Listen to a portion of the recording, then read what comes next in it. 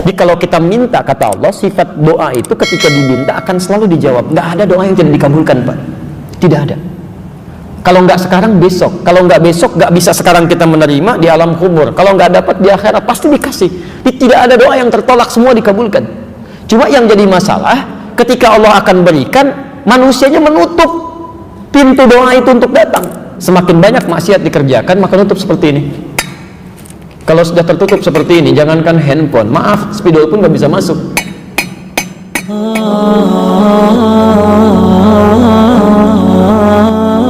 Faqultu astaghfiru rabbakum innahu kana ghaffar. Maka aku katakan pada kaumku, ya, supaya mereka beristighfar kepada Allah, sungguh Allah Maha Pengampun segala dosa. Perhatikan, umatnya Nabi Nuh saat itu diajak untuk mendekat kepada Allah, beribadah. Ngajaknya bukan sekali dua kali, Pak, 950 tahun. 950 tahun. Yang beriman cuma segelintir orang. Tapi yang bermasalah pada kolbunya itu luar biasa banyaknya. Bukan masalah fisik. Sehat-sehat zaman Nabi Nuh itu. Tapi karena hatinya bermasalah, Nuh kamu seperti orang gila, kalau nggak selesai kami lempari. Azab bisa datang, jangan begitu. Sekalian aja turunin azabnya sekarang. Jadi banyak hal yang bukan cuma ngajak berdebat, nantang azab, Pak. Ketika penyakitnya ada dalam jiwanya disadari oleh Nabi Nuh, maka apa yang pertama kali disampaikan oleh beliau? Lihat kalimatnya, ini rumus cepatnya. Rumus cepatnya. Sekarang perhatikan sebentar ya, sebelum saya masukkan betul obatnya. Lihat gini. Tadi kalau penyakit jiwa, kolbu berdosa tidak? Dosa ya. Sekarang perhatikan. Perhatikan sebentar. Oh, maaf, ini apa? Bukan, ini gelas, Pak ya. Isinya air. Sekarang lihat. Saya lagi, ini apa? Gelas ya, terbuka atau tertutup? Terbuka. Sekarang kalau gelasnya terbuka, bisa saya masukkan spidol? Bisa, baik. Bisa saya masukkan handphone? Tidak, nggak cukup tuh ya. Baik, pelan-pelan. Baik. Halo, fokus ya. Baik, sekarang perhatikan. Jadi benda-benda itu bisa masuk sesuai dengan ukurannya. Nah, perhatikan ya. Saat kita memohon kepada Allah, itu sumber-sumber kebaikan kita terbuka. Janji Allah, Anda mau minta apapun itu seketika akan diberikan, itu ada di Quran surah kedua Al-Baqarah ayat 186, posisi paling kiri sebelah bawah. Wa idza sa'alaka 'ibadi 'anni fa inni qarib.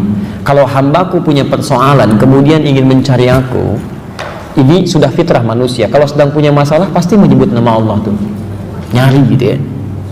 Fa inni qarib, Muhammad katakan pada orang mencari aku ini, yang bertanya kepadamu, aku dekat, gak usah dicari, memberi harapan. Secara psikologis itu menenangkan. Anda bertanya, Ustaz Adi mana ya, belum datang, aduh nggak ada kabar nih. Dengan yang kedua dikatakan, tenang, beliau sudah dekat katanya. Mana yang paling menenangkan, yang pertama atau yang kedua? Yang kedua. Fa inni qarib, poinnya, ujibu da'watad da'i idza da'an. Saya akan selalu jawab doa hambaku sepanjang dia berdoa. Bentuknya progresif. Ya, bahkan kalau dalam bahasa Inggris 3 itu, present, continuous, future. Jadi kalau kita minta, kata Allah, sifat doa itu ketika diminta akan selalu dijawab. Nggak ada doa yang tidak dikabulkan, Pak. Tidak ada. Kalau nggak sekarang, besok. Kalau nggak besok, nggak bisa sekarang kita menerima di alam kubur. Kalau nggak dapat di akhirat, pasti dikasih.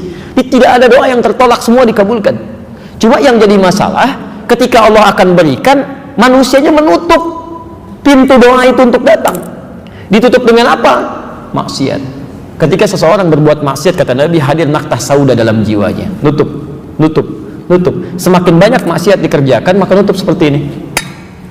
Kalau sudah tertutup seperti ini, jangankan handphone, maaf, spidol pun nggak bisa masuk. Yang paling berbahaya, jangankan doa, mohon izin ya, maaf, ajakan kebaikan pun nggak bisa nyambung.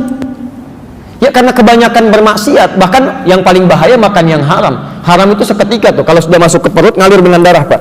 Masuk ke tangan, masuk ke telinga, masuk ke mata. Kalau sudah masuk telinga, itu panggilan kebaikan gak bisa nyambung tuh. Susah. Allahu Akbar, Allahu Akbar, gak tembus. Wa fi adhanihim waqra, Quran surah ke-6 ayat ke-25. Wa fi adhanihim waqra, ada orang di telinganya tuh ada sumbatan, gak bisa dengar, Pak. Ya, bola tuh jauh kedengaran banget tuh. Direncanakan bahkan sebelumnya itu ada tuh, hafal, diketahui betul itu, Masya Allah. Tapi Isya lewat gitu kan, maghrib gak dikerjakan, adzan gak kedengaran. Yang paling mulia saat seseorang tidak bisa mendengar kebaikan dengan telinganya, itu Allah saking sayangnya pada hamba ini akan ditampakkan lewat matanya. Orang nggak dengar adzan, nggak mau dengar, tiba-tiba dihadirkan orang lewat. Masya Allah. Dari mulai orang dewasa sampai anak kecil lewat. Pak, salat Pak. Mari, Masya Allah. Ya, mangga silahkan duluan. Silahkan, tuh kan. Om, salat Om. Ya, silahkan duluan. Dia sendiri nggak salat. Susah gitu kan yang seperti ini. Masya Allah. Om, nggak tahu ke masjid Om? Enggak. Kalau surga nggak tahu, masjid aja nggak tahu, apalagi surga. Masya Allah. Ini orang seperti ini susah tuh, dilihatin di mata nggak bisa, dengar di telinga nggak bisa. Apa yang salah? Ini yang masuk tuh. Ada penyakit dalam jiwanya. Ya, makanya turun ayat Quran surah kedua ayat ke-7 itu, posisi paling kanan sebelah atas. Khatamallahu ala qulubihim. Awas tadi, penyakit kolbu itu di mana adanya? Di kolbu. Nggak mungkin penyakit kolbu adanya di yang lain. Di kolbu. Jamak kolbu tadi apa? Qulub. Khatamallahu ala qulubihim wa ala sam'ihim wa ala absarihim ghishawah. Perhatikan, pertama yang bermasalah kolbunya. Kalau kolbu bermasalah, tembusnya kemana? Telinga nggak bisa dengar, mata nggak bisa lihat.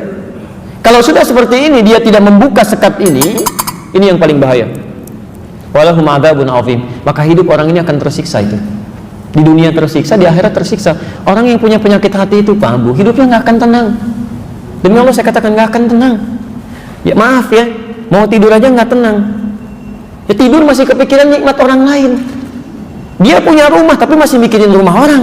Begitu mau tidur tuh kalimatnya masih jelek aja. Bahkan ada yang mohon maaf ya, mimpi pun masih dosa juga. Ya, gara-gara dia memang semua ini sedang tidur tuh. Sampai isinya bingung, Pak, bangun kenapa gitu? Ya Allah, kapan istirahatnya?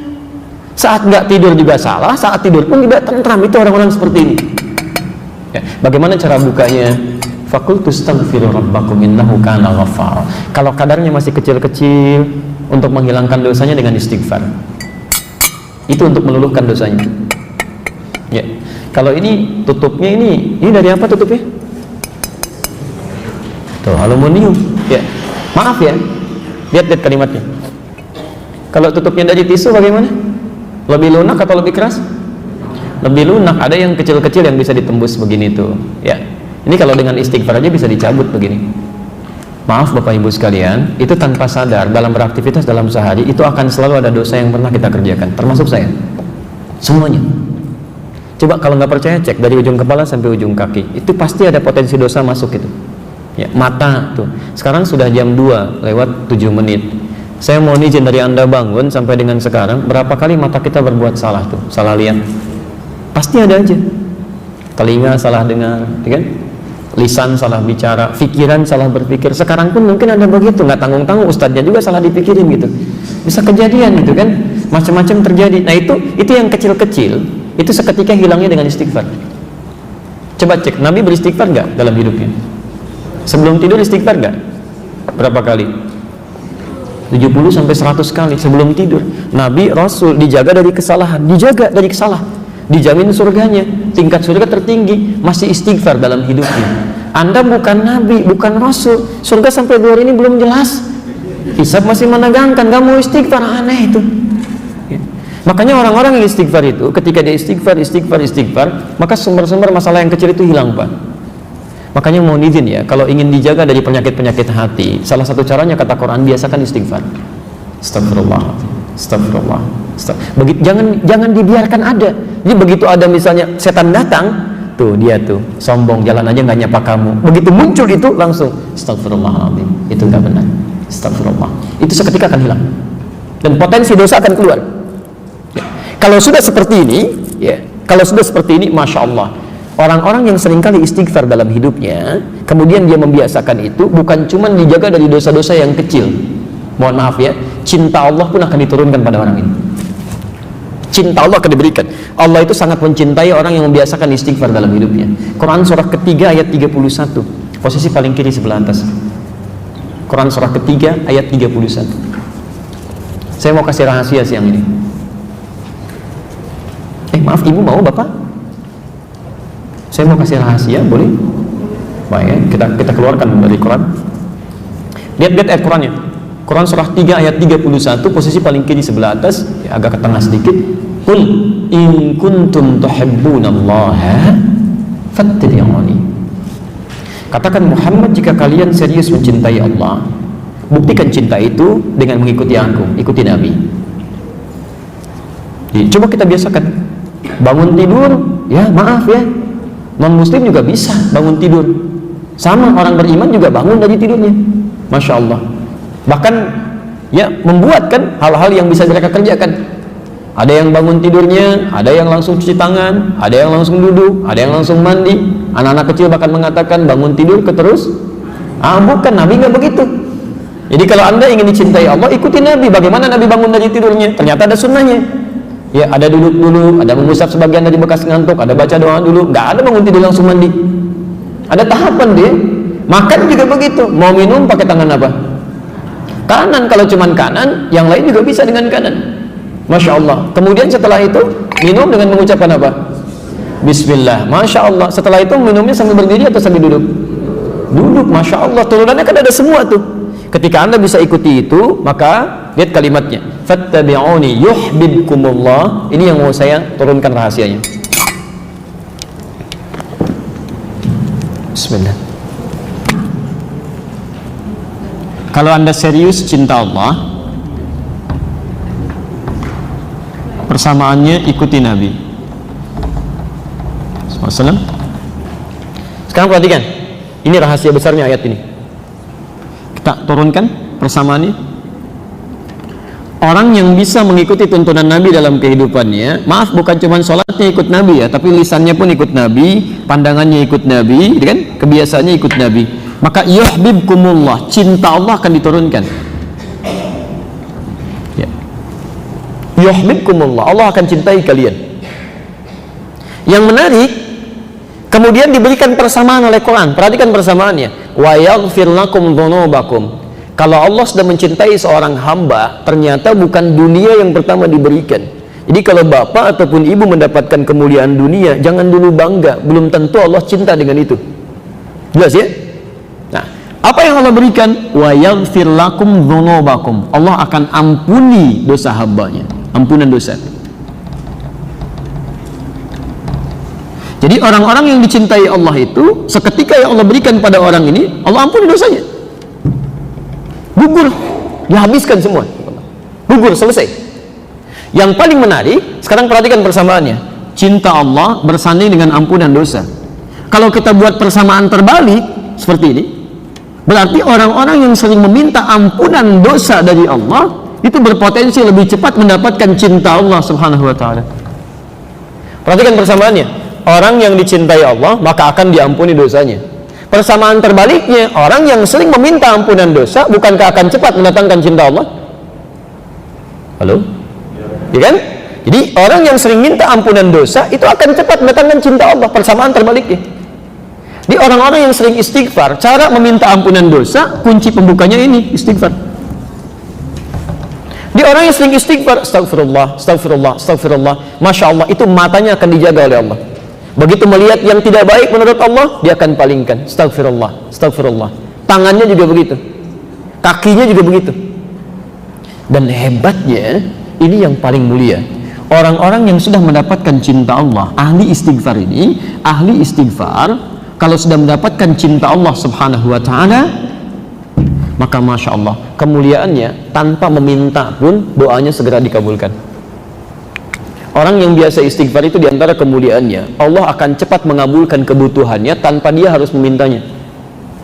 Butuh sesuatu, datang. Butuh sesuatu, datang. Padahal orang ini belum tentu minta.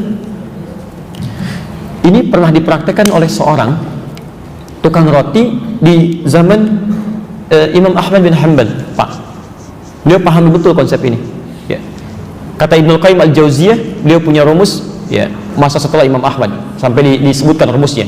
Kalau Anda punya permohonan yang cukup banyak tapi waktunya singkat, kata beliau, cukup perbanyak istighfar.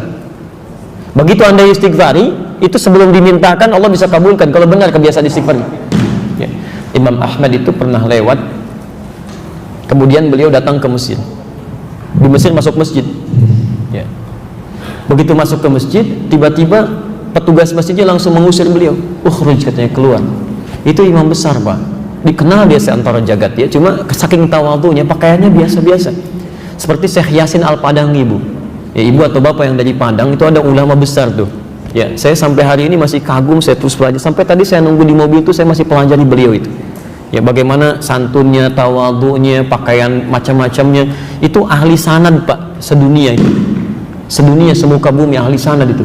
Ya, itu luar biasa, Masya Allah. Pakaian, tampilan sederhana, macam-macam. Jadi kalau Anda ke Mekah itu belum kenal pertama kali, mungkin nggak akan kenal kalau itu ulama besar tuh. Kadang-kadang orang tawaf beliau bawain air, zam-zam, setelah selesai dikasihin, duduk pakai sarung begini, pakai kaos, tapi muridnya ada yang dari Mesir, ada yang dari Mekah, ada yang dari macam-macam, itu luar biasa.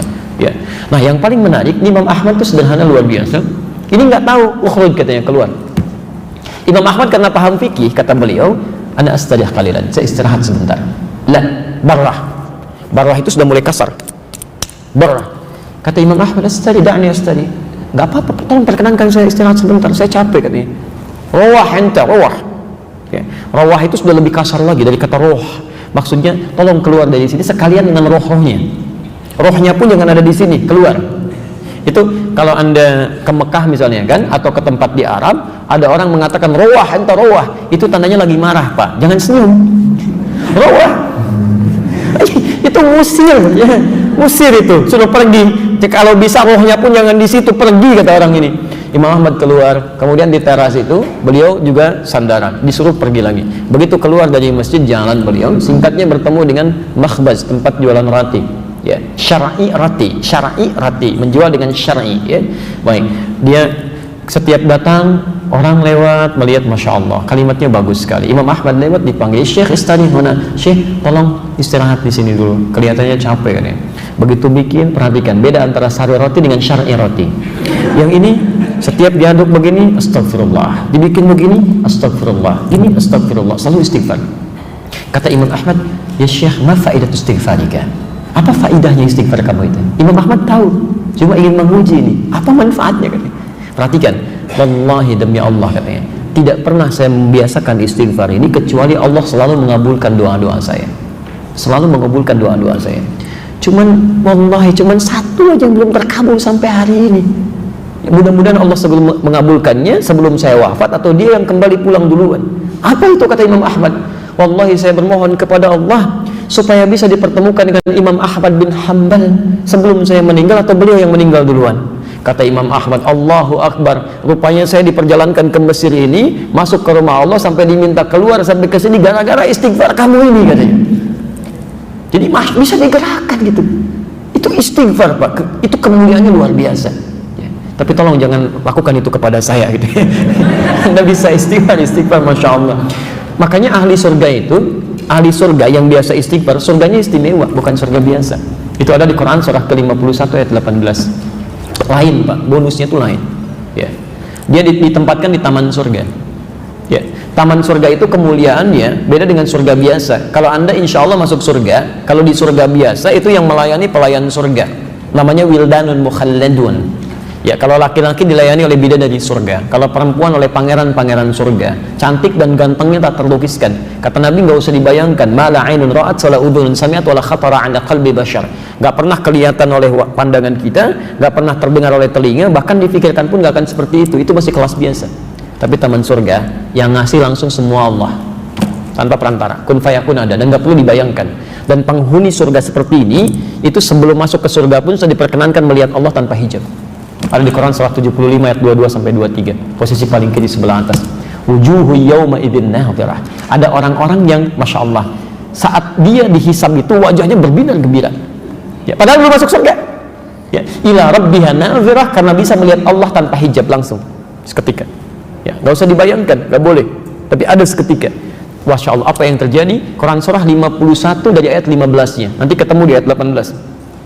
Innal muttaqina fi jannatin wa uyun. Nah, sungguh ada sementara orang-orang takwa itu tempat tinggalnya di taman surga. Taman surga, Masya Allah. Kalau di Firdaus ya taman surga Firdaus ya. Indahnya luar biasa. Ada karakteristik yang bisa anda bumikan tuh nilainya dalam kehidupan orang di bumi. Akhidina ma atahum rabbuhum. Ini syahidnya. Orang-orang ini itu akan langsung mengambil apapun di nikmat surganya, diberikan langsung oleh Allah. Gak ada perantara. Ya. akhidina ma atahum rabbuhum. Apa amalannya? Ini yang harus Anda turunkan ke muka bumi. Innahum kanu qabla dzalika muhsinin. Saat di muka bumi, saat di dunia, itu orang-orang ini muhsin, berbuat ihsan. Ya, kalau Anda ingin jadi penghuni di sini, turunkan karakteristiknya, kemudian tuangkan dalam kehidupan di bumi, Anda kerjakan itu. Apa amalannya? Kanu qalila minal laili ma yahja'un. Amalan pertama, dia terbiasa sedikit tidurnya. Itu bahasa Quran. Sedikit tidurnya. Ini malam dia hidupkan dengan ibadah. Dia paham. Ya, kalau malam itu lebih enak ibadahnya, akan lebih khusyuk. Quran surah 73 ayat yang ke-6, inna nasyi'atal laili hiya asyaddu wat'an wa aqwamu qila. Bangun malam itu akan enak menyentuh pada jiwa, lebih khusyuk.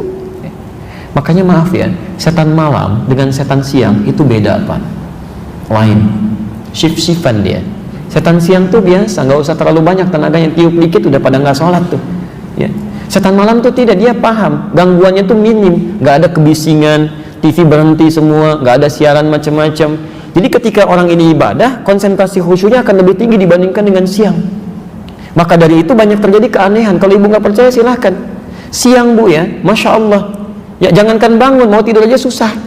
Tapi kalau malam, masya Allah. Begitu Anda bangun di pertengahan jam setengah 2, jam 2 tuh ya. Padahal alarm sudah disusun 3 kali tuh. Alarm pertama mematikan alarm kedua, alarm kedua matikan alarm ketiga, alarm ketiga baru siap-siap. Kata Nabi itu setan membuat berat kepala tuh, susah.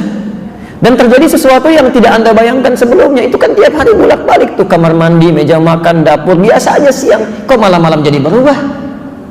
Awas lo ya, kemarin sih enggak, tapi malam ini di meja makan tuh putih, rambutnya itu panjang dan nungguin kamu di situ. Jadi nggak jadi.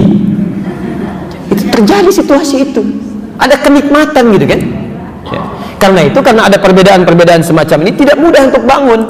Tapi orang ahli surga tidak, amalan-amalan seperti ini itu lain. Perhatikan, ahli taman surga itu qalilan minal laili ma yahjaun, dia atur tuh tidurnya lebih cepat. Ba'da isya dia nggak ada keperluan langsung istirahat, sedikit tidurnya malam dia hidupkan salat, masya Allah. Ayo, itu bahasa Quran, sedikit tidur. Kalau Anda tambahkan bermasalah. Di rumus fikih itu Anda tambah jadi berkurang. Sedikit tidur, taman surga. Sedikit-sedikit tidur, maaf di tamannya aja enggak. Silahkan cek. Jadi dalam agama itu kalau sudah pas gak usah ditambah-tambah. Subuh 2 rakaat. Saya pengen yang paling sempurna, ikuti sunnah Nabi. Saya merasa banyak kurang sholatnya, besok saya 3 rakaat. Salah. Jadi kalau sudah ada pas, gak usah ditambah, gak usah dikurangi. Menambah sesuatu itu mengurangi kemuliaannya. Selesai. Ya. Yang paling menarik, habis tahajud. Kalau Anda cuma tahajud aja belum bisa masuk taman surga. Amalan selanjutnya ayat ke-18-nya. Wabil ashari hum yastaghfirun. Ini poinnya. Dia tahajud di sepertiga malam menjelang subuh, belum subuh Pak. Ashar itu waktu menjelang subuh singkat. Ya, paling 15 menit lah, 10-15 menit sebelum subuh. Dia duduk istighfar. Istighfar. Bahkan ada hadis qudsi di situ. Hadis qudsi diriwayatkan orang pertama yang menerima dari Nabi 31 orang sahabat senior, hampir semua meriwayatkan. Ya, Abu Bakar As-Siddiq radhiyallahu taala anhu, Umar bin Khattab, Utsman bin Affan, Ali bin Abi Thalib, sampai Sayyidah Aisyah radhiyallahu taala anha, itu menerima semua dari Nabi. Yanzilu Rabbuna tabaraka wa ta'ala, Allah subhanahu wa ta'ala akan membentangkan rahmatnya ya fi thuluthil akhir minal lail, di setiap sepertiga malam yang terakhir. Kemudian menyampaikan, faqala, Allah menyampaikan pada hambanya, ya ibadi, ya hambaku, siapa yang meminta kepadaku akan aku kabulkan, siapa yang memohon aku akan berikan, dan man istaghfara liya ghafartu lahu, siapa yang istighfar aku akan ampuni dosanya.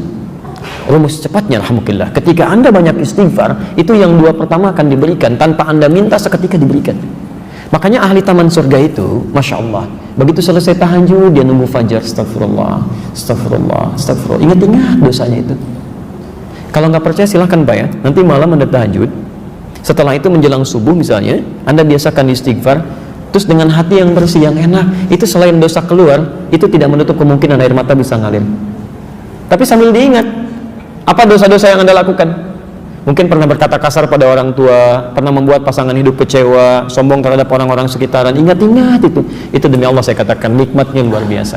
Ini. Dan dosa gugur. Dosa gugur. Ya, jelas di sini? Baik, saya sebentar saya cukupkan dulu sampai sini. Untuk bagian pertama itu masih yang ringan-ringan. Kalau dosisnya, maaf, atau kadar penyakitnya masih kecil-kecil, masih suka pada nikmat orang lain, kan? Masih belum qanaah dengan nikmat sendiri, ya masih belum puas dengan nikmat sendiri, masih mengharap punya orang, walaupun belum mencela, itu yang kecil-kecil gugur dengan istighfar. Tapi kalau sudah membuat yang jelek-jelek, itu nggak akan hilang dengan istighfar, pasti ada tahap kedua. Ya, saya mau ngecek sebentar nih, ya, untuk memastikan kita benar atau tidak. Apa lawan dari hidup? Mati. Baik. Kalau tertawa? Nangis. Kalau siang? Malam. Kaya? Miskin. Baik, ya. Sekarang kita cek, ya. Quran surah 53 An-Najm ayat 43, ayat 44 dan 48. Ayat 43, 44, 48. Oke. Dari 4 pertanyaan tadi saya keluarkan 3 aja, ya. Apa lawan tadi yang Anda jawab? Lawan kehidupan apa? Kematian. Baik. Wa annahu huwa amata wa ahya. Dialah Allah yang mematikan dan menghidupkan. Jawaban Anda benar. Ayat 44-nya, wa annahu huwa adhaka wa abka. Dialah Allah yang telah menjadikan orang bisa tertawa dan juga bisa menangis. Jadi lawan tertawa apa? Anda benar. Baik. Tadi yang Bapak jawab, Ibu jawab, lawan kaya apa? Miskin. Baik, ya. Quran surah ke-53 ayat 48-nya tuh, lihat. Sudah kencang, benar enggak gitu, ya? Wa annahu huwa aghna wa aqna. Dialah Allah yang telah menjadikan seseorang kaya dan cukup. Ternyata di Quran itu lawan kaya itu cukup, Pak. Gak ada orang miskin, Bu. Gak pakai gak ada orang miskin. Gak ada orang miskin. Jadi Allah tidak pernah menciptakan orang miskin di muka bumi. Gak ada. Yang ada itu orang yang selalu merasa kurang dengan nikmat, sehingga mengharapkan nikmat orang lain, padahal bagi dirinya cukup. Itu yang jadi masalah. Coba perhatikan, ya. Kalau ada orang merasa miskin, Allah langsung berikan zakat supaya dia keluar dari kemiskinan. Maka zakat diberikan pada orang yang merasa miskin. Quran surah ke-9 ayat ke-60. Innamas shadaqatu lil fuqara wal masakin. Diturunkan zakat untuk mengentaskan kemiskinan. Ternyata dengan zakat masih belum cukup juga, masih miskin juga. Diberikan infak. Quran surah kedua Al-Baqarah ayat 215, posisi paling kanan sebelah bawah. Yas'alunaka madza yunfiqun qul ma anfaqtum min khairin falil walidaini wal aqrabin wal yatama wal masakin. Untuk keluar dari kemiskinan. Kurang cukup juga, dikasih sedekah. Masya Allah, zakat dikasih, infak dikasih, sedekah dikasih, masih miskin juga. Kalau dengan semua itu belum bisa mengeluarkan Anda dari kemiskinan, Anda perlu dikasih apa lagi? Jadi sebetulnya konsep itu keluar untuk mengeluarkan dari sesuatu yang dirasakan miskin. Kata Allah, nggak ada yang miskin, cuma 2, cukup atau kaya. Selesai. Ayo coba Ibu pilih mana? Mau kaya, mau cukup? Alhamdulillah. Tuh ada pilihan, cukup kaya kan. Baik, ya. Nah ini persoalannya di sini gitu, ya. Nah jadi Bapak dan Ibu sekalian, itu perasaan kurang itu yang menjadikan penyakit datang. Itu yang coba kita istighfar, ya. Tiap hari istighfar. Kalau nggak sempat istighfar, jangan tinggalkan sholat. Jangan tinggalkan sholat. Karena dalam sholat itu ada kalimat istighfar. Makanya sholat ke satu dengan sholat yang lainnya itu menggugurkan dosa-dosa kecil. Itu ada di hadis Muslim nomor hadis 233. As-salawatu ila salawat wal jumu'atu ila al-jumu'ah wa ramadan ila ramadan kafaratun lima bainahunna. Ya, salat satu ke salat lain, Jumat ke Jumat, dan Ramadan ke Ramadan, itu bisa menggugurkan dosa yang terjadi di antara keduanya. Malam takunil kabair, sepanjang bukan dosa besar. Di Anda zuhur punya dosa, ya, dosa-dosa kecil, asar salat. Jadi pas salat asar itu dosa kecilnya hilang. Otomatis itu. Ya. Kenapa salah satunya? Karena saat Anda salat, Anda mengucapkan kalimat istighfar. Bukankah ruku kita mengucapkan istighfar? Subhanakallahumma bihamdika Allahumma ighfirli. Sujud Anda istighfar. Kalau Anda baca subhana rabbiyal a'la, bukankah duduk di antara 2 sujud bahasa istighfar? Kalimat pertama dalam duduk di antara 2 sujud apa? Rabbil firli, itu istighfar. Jelas, ya?